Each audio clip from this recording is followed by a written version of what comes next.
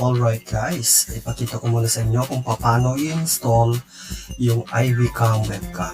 Okay? So, muna sa lahat, punta tayo dyan sa Google Apps na yan. Double click lang po natin yan. Okay? So, hintayin lang po natin.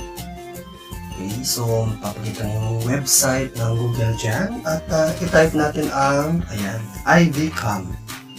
Or IV webcam. O kahit iVcam na lang, no? Type lang natin yan, iVcam. Okay, so yan.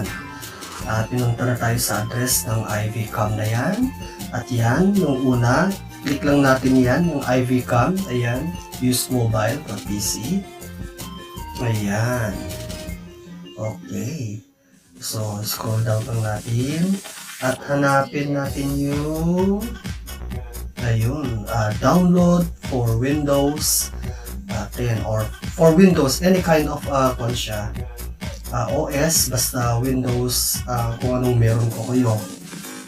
Okay, so may makikita kayong dialog dyan. Click yes.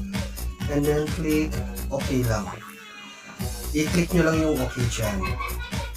Okay. Kasi, yun yung language natin eh, English. So, just click okay. Ayan, tulad yan. May magpapakita na apps o soft copy na nag-install. Alright, so hintayin lang natin mga few seconds lang naman yan. No? Depende kung gaano kalakas ang wifi ninyo. Okay, so click lang natin yung next. Ayan, so kung makikita nyo, meron na siyang naka-install na iVcam sa desktop natin. Close lang natin ito. Yan, and then ayun. So, ngayon puntan tayo sa cellphone. You're connecting through Wi-Fi connections po, no? So, actually, meron na kasi akong dating naka-install na iVcam dito. I-upload lang yan o i-download lang sa Google Play Store. Yan yung iVcam mo. Ayan. So, ngayon, click lang natin yan. At, ayan na.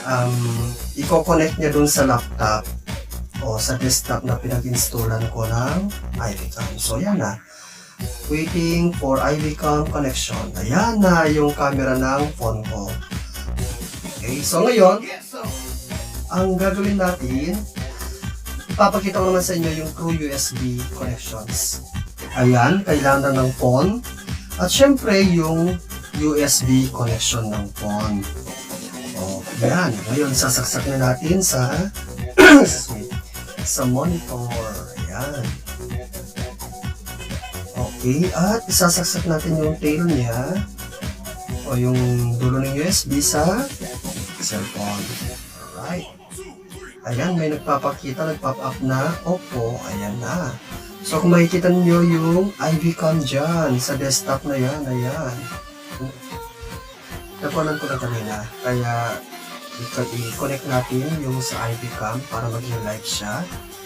Ayan, lapit ko para makita na yan. Ayan. So, ngayon, click lang natin yan para makita yung live na, ayan, na camera ng cellphone ko na naikonekta sa desktop. At yan, tinamit ko na siya sa OBS sa live stream ko.